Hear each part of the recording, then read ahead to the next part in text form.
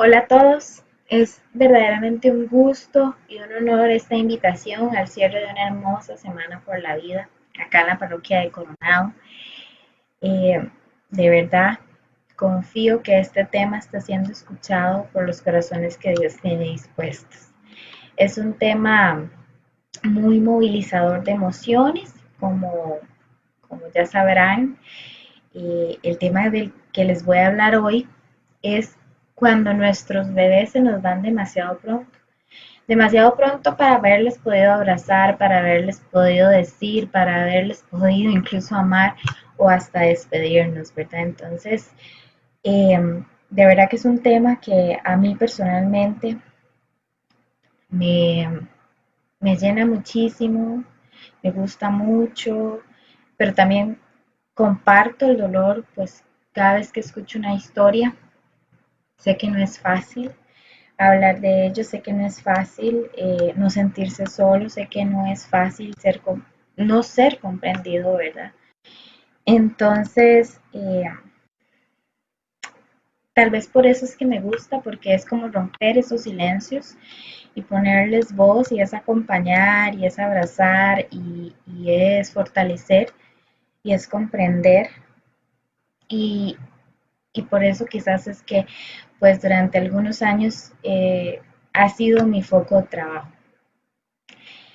Vamos a empezar diciendo que gestar es un trabajo precioso. Lamentablemente nuestra sociedad apenas lo valora y cuida. Y realmente es un tiempo maravilloso, en donde hasta se nos permite a las mujeres recordar nuestra propia existencia desde el momento en que fuimos gestadas y se dan oportunidades incluso de sanar desde ahí. El embarazo no solo transforma nuestro cuerpo, también transforma nuestro cerebro y nuestra manera de percibir las emociones y de ver la realidad. No podemos negar que cada trimestre tiene sus aprendizajes, sus sacrificios, sus preocupaciones y hasta sus sufrimientos. Se espera y supone que el embarazo debe darse procurando la mayor tranquilidad y calma para la madre. Pero esto no siempre es posible, ni es una realidad, porque eh, muchas situaciones, tanto internas o externas, están siempre presentes. Por ejemplo, en este momento, con la crisis del coronavirus. Es una nueva normalidad a la que todos nos hemos tenido que adaptar, pero podremos entender que hay una tendencia a creciente estrés y preocupación, tanto por parte de la madre como del padre, porque hay aún muchas incógnitas e incertidumbre en el ambiente. Por tanto, es importante entender que la ansiedad materna puede generar un riesgo para la madre y el bebé, así como complicaciones en el embarazo y parto. Por eso hay que tener mucho cuidado en la forma en que transmitimos información y nuestros mensajes. No debemos perder la perspectiva de que el mayor riesgo de una mujer embarazada es la violencia intrafamiliar, el maltrato físico, psicológico, económico, laboral, sexual. Y esto no es un problema de los últimos meses, esa es una realidad con la que viven muchísimas mujeres. Por su parte, ¿a qué se debe la incomprensión social de la pérdida? Bueno, a partir de los años 60, la mortalidad en el último trimestre de embarazo y al nacer disminuye a uno de cada 50 partos o nacimientos. Por lo tanto, ya no se espera que los bebés mueran. Y esto genera incomprensión a esta situación. Además de que menos gente lo vive, entonces menos gente cercana sabe sobre la situación y por lo tanto entiende lo que vamos a vivir. Por otra parte, la apertura y acceso a cuidados de la salud pública ha hecho que tanto partos como pérdidas se realicen en hospitales, siguiendo protocolos estandarizados en el trato de una y la otra. Entonces, esto les resta a ambas situaciones humanidad. Muchas de estas medidas se implementaron en el caso de las pérdidas para mitigar el dolor. y para la pronta reincorporación y continuidad de la vida de la madre, con el supuesto fin de mejorar su salud mental, manteniéndola más ocupada, como si pudiéramos solo darle vuelta a la página y seguir la vida normal. Hay mucha incomprensión, pero por dicha, algunas personas hemos logrado comprender con el tiempo que la persona que atraviesa esto no lo dejan atrás y que sus recuerdos lo llevan consigo el resto de sus vidas y que ha sido y sigue siendo una lucha de muchos el tratar de hacer entender esto, principalmente al personal médico y principalmente en el ámbito de la salud pública, en la atención y trato de estos temas, incluso en su autocuidado como personas, más que profesionales, porque se ven inmersos en historias de mucho dolor y en otras de mucha esperanza. Y es importante que también ellos sepan cómo canalizar todas esas emociones en el día a día laboral, evidentemente procurando siempre el mayor bienestar y beneficio para la salud mental, tanto del personal o de los profesionales como de los pacientes. Cosa contraria pasa con las pérdidas en el primer trimestre, que por el contrario han ido en aumento. Y algunas de las posibles causas de este fenómeno son que la mujer se está dando cuenta de su embarazo de manera temprana. Tal vez antes era un poco más difícil que le siguieran tanto el rastro, entonces de repente tenían atrasos de 2, 3 semanas y hasta ese momento pensaban en una prueba.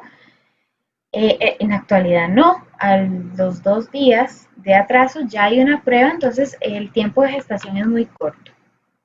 Otra es el uso de anticonceptivos de manera prolongada, así como el inicio o cada vez a menor edad en la utilización de estos.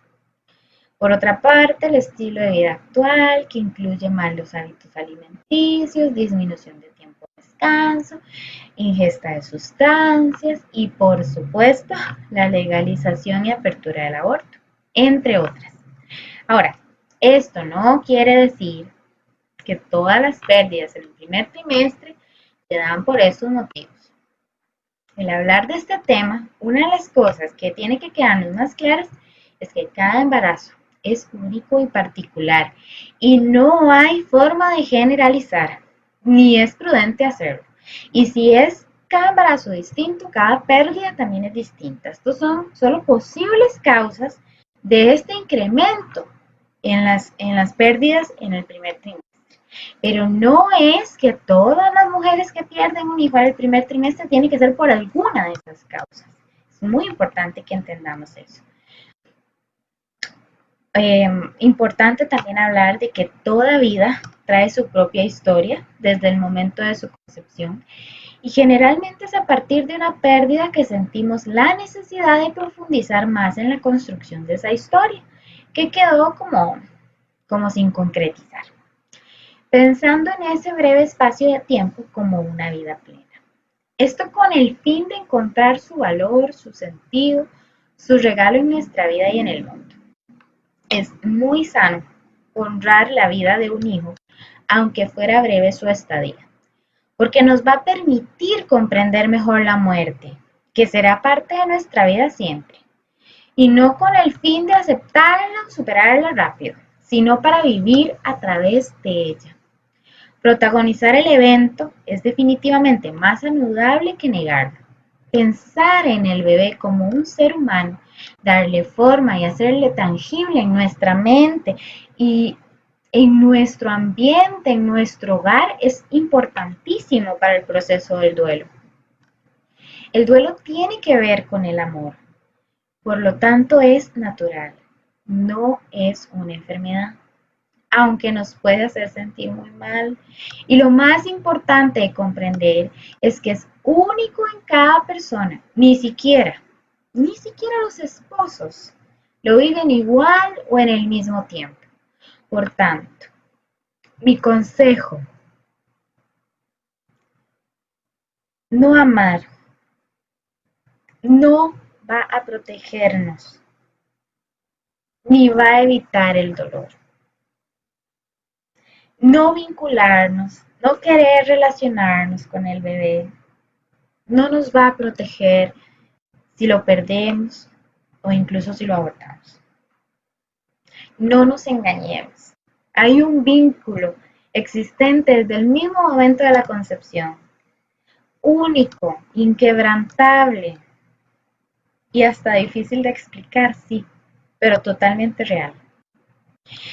Las reacciones del duelo que tenemos como adultos reflejan el tipo de vínculos que entablamos con las personas que han muerto. En el caso de las pérdidas gestacionales, no es una excepción. Desde la concepción misma se inició un vínculo que puede que la madre haya querido negar, pero el vínculo inició con aceptación o negación. El vínculo inició desde ese momento y hasta el último momento de vida. Ahora bien, la manera en la que nos vinculamos en las relaciones afectivas como adultos, que es todo un tema, tiene todo que ver con la manera en que nos vinculamos en nuestras relaciones pasadas, en las relaciones tempranas durante los primeros años de vida. Por tanto, esto nos da para ampliar muchísimo en lo que sucede cuando la mujer embarazada niega ese vínculo y posteriormente lo que puede pasar si lo pierde, ya sea de manera voluntaria o natural. Por tanto, podemos asegurar que los síntomas y la manera de afrontar el duelo varían. Pueden presentarse con mayor o menor intensidad, dependiendo de lo que la pérdida significara, su severidad y cómo se llevó a cabo, porque hay eventos tremendamente traumáticos en cuanto a procedimiento, dolor físico, al trato, a la vivencia como tal, etc. Por otra parte, el duelo puede facilitarse si hay contacto físico con la persona fallecida, como parte de un cierre que pueda ayudar a atravesar de manera más favorable el duelo. De igual forma, la realización de rituales acordes a las creencias familiares que validen el dolor, que validen la existencia y la humanidad de ese bebé, que den la oportunidad de manifestarnos públicamente nuestras emociones ante la pérdida, de acompañamiento y apoyo social. Esos signos contribuyen a la disminución de la duración del duelo. Muy importante es hablar sobre el estado de shock y van a ir viendo por qué. Bueno, el estado de shock surge en nuestro cerebro como todas nuestras emociones. Yo no soy especialista en el tema, pero yo les voy a decir lo que sí sé. La amígdala funciona como una especie de alarma emocional, pero cognitivamente es el córtex prefrontal donde se lleva a cabo la búsqueda de respuestas adaptativas, la toma de decisiones, etc. Sin embargo, esa área puede desactivarse ante este tipo de eventos, porque por lo que es posible que se digan cosas y no las entendamos o no las recordemos posteriormente. Por tanto, si solicitan la toma de una decisión en ese momento, es posible que haya una sensación de no poder. Y eso ocurre principalmente si ese evento es nuevo para la persona y no tiene ningún referente anterior del cual valerse para dar una respuesta. En resumen, el estado de shock es una emoción adaptativa ante una situación que amenaza mi vida o integridad o la de alguien más y no tengo herramientas para combatir esto. Es muy importante entender también que los circuitos que tienen que ver con la emoción-reacción también funcionan para el almacenamiento de la memoria. Por tanto, el cerebro guarda lo que emocionalmente genera reacciones fuertes, o sea, lo que está emocionalmente cargado de significado, favoreciendo que recordemos lo que tiene un impacto emocional en nosotros. Le pasó a alguien que tenía pocas semanas de gestación y le dicen, fue al médico por un sangrado, le hacen ultrasonido y le dicen, no, es aborto completo. En ese momento, aunque es una persona profesional, cognitivamente razonable y bien con todas sus capacidades, no entendió. ¿Cómo? Aborto completo. ¿Dónde está el cuerpo? ¿A qué se refiere con completo? Pero si ayer yo estaba embarazada, como ya hoy no, ¿y cómo me dice que está completo? ¿Dónde está el cuerpo? Y se repite esto, ¿verdad? ¿Y dónde está el cuerpo? Lastimosamente a veces hay mucha precisa en estos temas, entonces son como un minuto para que estén entre pareja y después se retiran porque ya no hay nada que hacer. Y es complicado, por todo lo que les decía ahora del estado de shock, de repente no es que seamos tontitos y no entendamos, sino que no es el momento para entender porque de repente no tengo referentes, porque definitivamente no esperaba esa noticia y no sé qué hacer, no estoy entendiendo. Y después de aquí, ¿qué sigue y qué va a pasar? No, nada, porque ya está completa. Entonces es todo un tema, ¿verdad? Y ahora que veamos los tipos de duelo, vamos a entender más cómo el estado de shock influye en todo lo que está pasando al momento de la pérdida. El primer tipo de pérdida que vamos a ver son las pérdidas espontáneas o naturales. Esa se da inesperadamente en el transcurso del embarazo. Las causas varían y generalmente, si se dan las primeras semanas, se da un diagnóstico más general, no tan específico como en trimestres posteriores de embarazo, donde los monitoreos permiten identificar con más precisión las causas de muerte del bebé. El segundo tipo son el diagnóstico de anomalía congénita o aborto terapéutico. Es importante entender que desde el diagnóstico inicia el duelo. Es un proceso y no es un buen momento para tomar decisiones. Justamente por lo que les decía del estado de shock. Imaginemos un embarazo que transcurre bien hasta la cita de control número X. El médico, después de realizar pues, los procedimientos que ellos realizan en cada sesión, en cada monitoreo, el médico que en ese momento es persona de autoridad y conocimiento y que en medio del shock es el referente de mayor poder sobre las decisiones, dice: lo lamento, señora, pero su bebé viene mal. Es incompatible con la vida. Puede morir pronto, en unas semanas, o nacer muerto, o morir después de nacer. Le recomendamos no pasar por todo esto. Podemos realizar un procedimiento, aborto, en este momento para que no tenga que sufrir más y no poner en riesgo su integridad física y mental. Imaginemos la situación.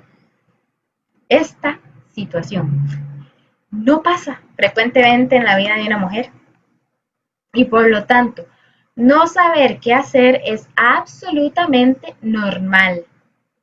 Es un momento que requiere apoyo, no presión. Se requiere de un protocolo de cuidados paliativos, porque la despedida definitiva se acerca. Sin embargo, y muy importante, aún hay vida. Por tanto, al igual que con alguien que sabemos va a morir, trataríamos de darle calidad de vida el tiempo que la tengamos y de demostrarle que le amamos y siempre ha sido y será importante para nosotros.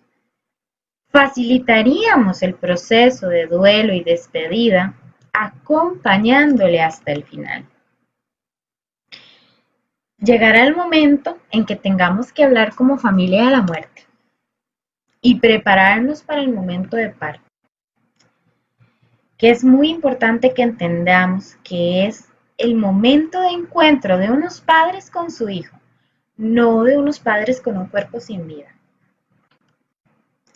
Y lo digo porque sé que de repente habrá quien lo diga así. Tal vez incluso en su afán de contener rápido el dolor y ya pasar por esto. Pero realmente es el encuentro de unos padres con su hijo. Es muy importante prepararnos con los procesos, actos o rituales acordes a nuestras creencias, a lo que en nuestro interior nosotros sentimos que necesitamos hacer para su despedida. Si somos creyentes católicos, bueno, y sabemos que existe la posibilidad de que nazca con vida, pues hacer los detalles, preparar los detalles logísticos para su bautizo, por ejemplo.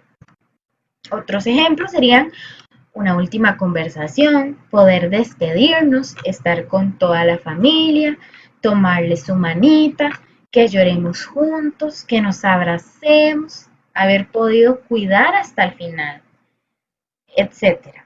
Eso lo decide la familia. Eso es guardar memorias de la expresión del amor y del dolor en un mismo momento, así como guardar objetos simbólicos de aquella persona, fotografía, tomar pues sus huellas, sus medidas, su pelito, hasta su olor único. Y para terminar este proceso, importantísimo la ayuda de personas de confianza y cercanas, para que llegado el momento puedan apoyar y fortalecer. Porque a diferencia de cualquier otra muerte en la que de repente hay familia que llega a ayudarnos y uno no tiene de repente que encargarse de tanto protocolo y despedida y logística, para los padres no hay forma de que lo evadan. Entonces, el acompañamiento previo de personas de confianza y el posterior es importantísimo. Como profesional, no he encontrado hasta este momento una persona que habiendo pasado, ojo a esto, habiendo pasado el estado de shock, me diga que le da igual lo que hagan con el cuerpo de su hijo. No hay nada escrito o parametrizado o acordado o preparado. Pero es importante saber que está en un lugar especial, un lugar para recordarle. Lo que yo sí sé y lo que sí he escuchado es a muchas mujeres que se ven atormentadas por no saber dónde quedó el cuerpo de su hijo, porque no era un buen momento para tomar esa decisión, porque no quisieron tomarla y la dejaron en manos de alguien más. Entonces, aunque de repente no podamos tener acceso al cuerpo porque es muy pequeño, etc., por suerte hay lugares para el recuerdo de los bebés, pero eso ya lo vamos a hablar un poquitito más adelante. Y por último, el tercer tipo de pérdida, que es el aborto o interrupción voluntaria del embarazo. Sea la mujer que quiere abortar, pero no lo ha hecho aún, o la que ya lo hizo, es fundamental el acompañamiento integral con conciencia y escucha activa, sin prejuicios y transmitiendo en todo momento miradas y gestos compasivos, misericordiosos y amorosos. Dejar claro que la protagonista de esta historia es ella, que es quien va a tener que enfrentar sola una serie de consecuencias a lo largo del tiempo, como por ejemplo, duelo complicado, incapacidad para entablar y mantener relaciones afectivas sanas, autorreproches conscientes e inconscientes o culpa constante, reproches contra otros como la sociedad, la familia, Dios, la iglesia, etc. Trastornos de ansiedad, trastornos depresivos, ataques de pánico, trastorno de estrés postraumático. Y todos estos afectan la elaboración del duelo. Eso solo desde la parte psicológica. Por otra parte, las manifestaciones del padre son algo distintas a la de la madre, pero lamentablemente son poco estudiadas porque es un poco más difícil escuchar la voz del hombre en esta situación. Pero de acuerdo a lo que se ha logrado recolectar, hay más consumo de sustancias que puede llevar a la dependencia, tendencia a trabajar más, a realizar más actividad física El adulterio es más frecuente, la utilización de pornografía también aumenta, hay mayor evitación de diálogos sobre el hijo muerto, parece que están mejor o que ya lo han superado, pero no necesariamente es así.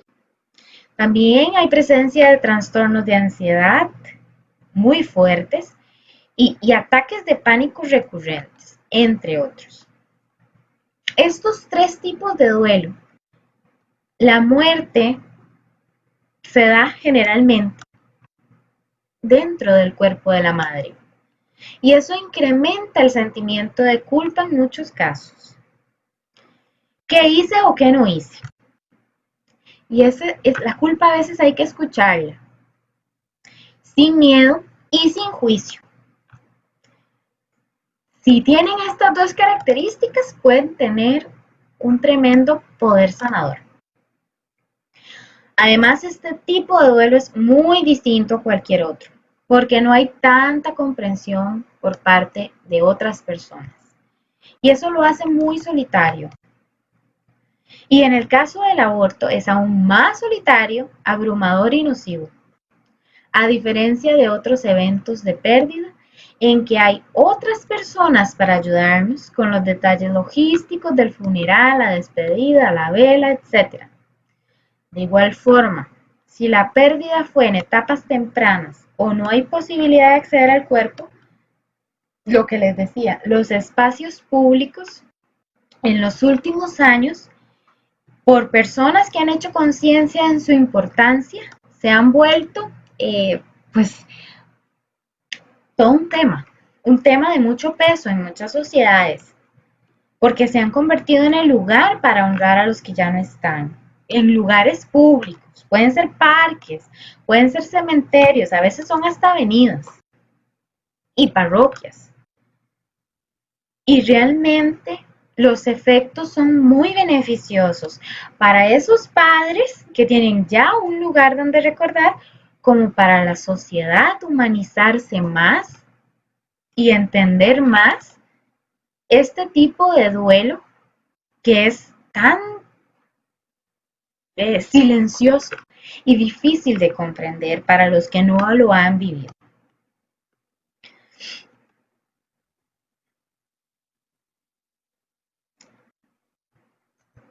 Voy a tomar un poco de agua.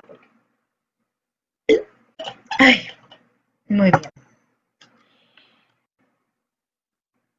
Es complicado hablar frente a una computadora y de repente no tener personas para que nos hagan retroalimentación o preguntas. Pero bueno, vamos a seguir. Ya casi vamos cerrando el tema. El perder un hijo antes de poder amarle, el perder un hijo demasiado pronto, también tiene una oportunidad de crecimiento en la historia de amor. El duelo es una tarea, por tanto requiere acción. Todo lo contrario a lo que creemos que es un tiempo de pausa, de pasividad, de quietud, porque hay un montón de cosas que se caen, que se quiebran y que necesitan ser reconstruidas. No necesariamente va a quedar igual, pero de hecho casi nunca queda igual. Pero se necesita trabajo para reconstruirse. No podemos confundir tampoco la acción que requerimos ejercer pospérdida con saturarnos de obligaciones, trabajo, labores, ocupaciones o quehaceres, para dejar de pensar.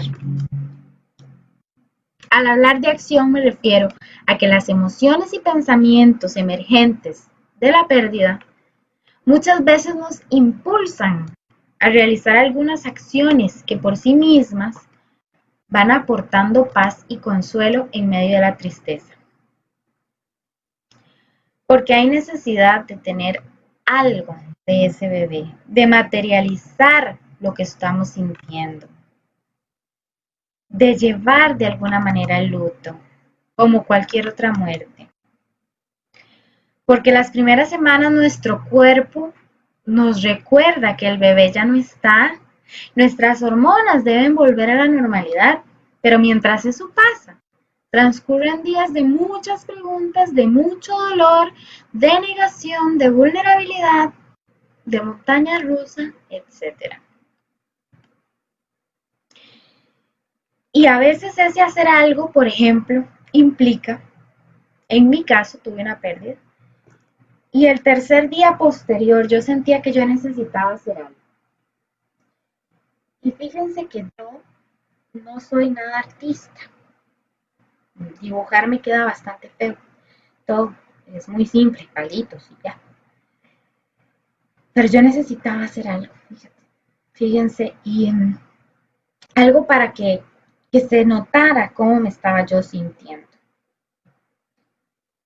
Y pues busqué entre las cosas ahí que tenía guardadas y encontré estos elementos. Y esto fue lo que armé. Todos estos son pedazos de mí, porque aquí había como una forma, ven que ni cara ni rostro tiene, porque de verdad que no, estaba totalmente así en oscuro. Pero después de que el vientre quedó vacío fue como muchos pedazos, muchos colores tirados, rotos, quebrados, y tener que volver a reconstruir. Y fue curioso el proceso de darle un significado a mi bebé, porque ese día fue una mariposa. Con el transcurso de los días, antes del día 9, que era el tiempo de incapacidad, se transformó en estrella fugaz. ¿Por qué? Porque su tiempo fue muy corto, entre que me entero que estoy embarazada y que lo pierdo, pero fue muy fuerte también. Su existencia fue fuerte en mi vida. Vino con fuerza, vino a cambiar, vino a salvarme incluso de muchas cosas que estaba viviendo, a sacarme del hoyo en el que me estaba metiendo. Y, y por eso ahora es la estrellita fugaz. La muerte de un hijo afecta a toda la familia a largo plazo, bajo cualquiera de los anteriores panoramas, bajo los cuales se diera la muerte de ese bebé. La familia se va a ver afectada, porque no solamente hay dos padres sin un hijo, hay también abuelos sin un nieto, tíos sin un sobrino, hermanos sin un hermano. Y si hay otros hijos, esos hijos también pierden parte de sus padres tal y como eran. Incluso, y como lo dijo una vez un caballero que estábamos haciendo un taller grupal, y me pareció riquísimo y valiosísimo y tan oportuna esa manera de escribirlo, el esposo también siente que pierde una parte de su esposa que no recupera nunca. Por tanto, es la oportunidad para que cada miembro ponga nombre a lo que siente, para permitir la expresión emocional y los momentos y espacios de despedida y de recuerdo como familia. La muerte es parte del camino de la vida y de una historia de amor en particular y una historia con varios miembros. Si ya habían hijos, esos hijos también tienen sus emociones, pueden estar experimentando tristeza, enojo profundo, frustración, falta de comprensión y además estos cambios en mis papás. Si hay hijos, les puedo decir que si hay otros hijos vivos, son tremendamente terapéuticos. Perciben de una manera tan limpia lo que mamá y papá están sintiendo, que que convierten en un gran soporte, pero no debemos tampoco dejar de darles nosotros el soporte que también ellos necesitan y que saquen. No hay que excluirlos del proceso, no hay que mentirles, no hay que nombrar las cosas con otros nombres extraños que luego van a ser complicado elaborar un duelo. Debe decirse como es, debe entenderse que ellos también perdieron algo y debe vivirse en familia. Para los padres y familias de todo el mundo, la muerte perinatal puede conllevar costes psicológicos, físicos y sociales altísimos, con efectos a largo plazo en sus relaciones personales. y en sus hijos anteriores y posteriores. La pareja como tal va a necesitar una relación más estrecha post pérdida, mayor conexión, más espacios y así igual una atención igualmente más cercana, porque hay incertidumbre, hay vulnerabilidad, hay enojo, hay tristeza, hay frustración.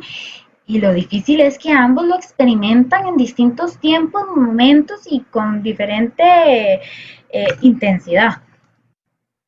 Y no es raro que se den divorcios, no es raro que se pierdan matrimonios, porque no saben decir lo que sienten, porque no saben escuchar al otro. Sin embargo, cuando cuentan con un buen apoyo, familiar principalmente en primer lugar, luego comunitario o la familia extendida, pero si no cuentan con esto, deben por lo menos contar con un grupo que los apoye. Los padres pueden experimentar en medio de esta tragedia la resiliencia y desarrollan nuevas capacidades y habilidades para la vida. Por tanto, un recurso valioso son los grupos de apoyo mutuo, que se convierten en tutores de resiliencia, o bien son como la piedra para apoyarnos cuando estamos a punto de ahogarnos. Este sería el tema que les quería compartir el día de hoy. Me despido. Soy Marcela Fernández, psicóloga perinatal, con varios años de experiencia en duelo perinatal y servidora y directora de Proyecto Sara, el cual cuenta con distintos programas dependiendo de la historia que haya en torno a la pérdida, y son programas que van desde lo individual hasta lo grupal, y aunque sanar duele y requiere un compromiso consigo mismo muy grande, yo creo fielmente que todos necesitamos atravesar por los dolores más profundos para sanar realmente aquellas heridas que con el tiempo se han ido agravando. De verdad ha sido un gusto compartir esta noche con ustedes, una bendición.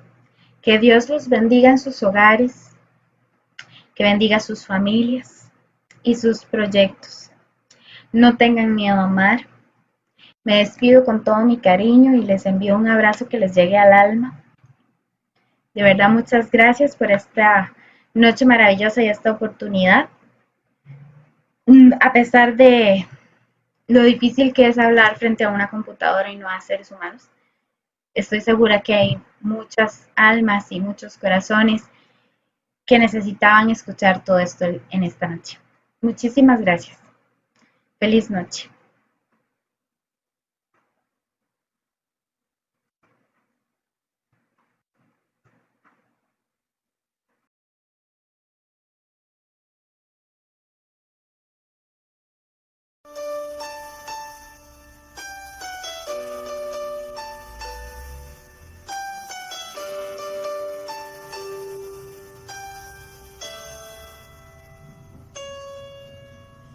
Oré, Señor, me oíste y me diste un bebé. Y cuán difícil fue entender que no estaría conmigo más. Pero Dios, confío en ti. Sé que bueno eres tú. Jesús, yo me preguntaba si podrás. Abrázalo por mí, sosténlo en tu regazo, acaricia su carita, cuéntale las cosas que le enseñamos de ti. Susurra en su oído una simple verdad. Dile que lo amas y nosotros también.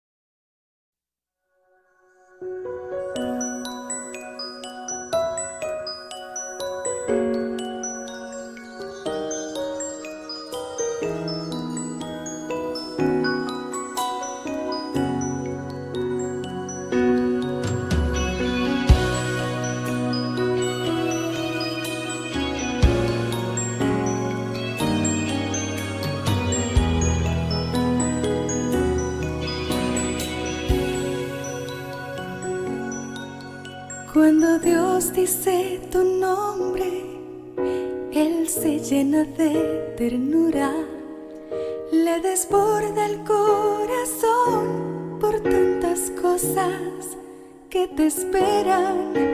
Al llegar a su presencia, Él te abraza con amor. Cuando Dios dice tu nombre, callo yo. Cuando Dios dice tu nombre, en el cielo hay una fiesta. Tu misión ha sido corta, pero ya sus frutos dio. Hoy se cumplen las promesas de una vida que es eterna. Para ti, pequeña mía, de su amor. Pequeña mía, gracias por lo compartido. Me enseñaste a luchar ante la vida con valor. Me enseñaste a dar las gracias en las pruebas y el dolor. Yo por siempre fui bendita con tu amor. Pequeña mía, nuestra historia se escribió. Por Él fuiste escogida y no pudo ser mejor. Y aunque duele tu partida, tengo una convicción. Hoy te entrego yo en los brazos de mi Dios.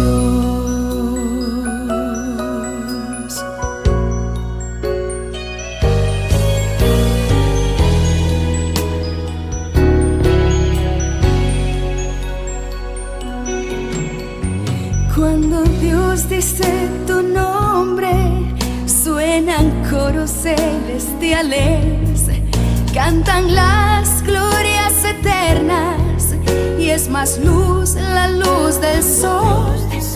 Se reúnen las estrellas y las flores son más bellas, porque has llegado al lugar de Dios. Pequeña mía, gracias por lo compartido.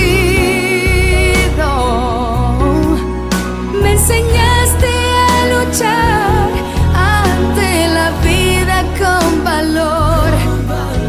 Me enseñaste a dar las gracias en las pruebas y el dolor. Yo por siempre fui bendita con tu amor. Pequeña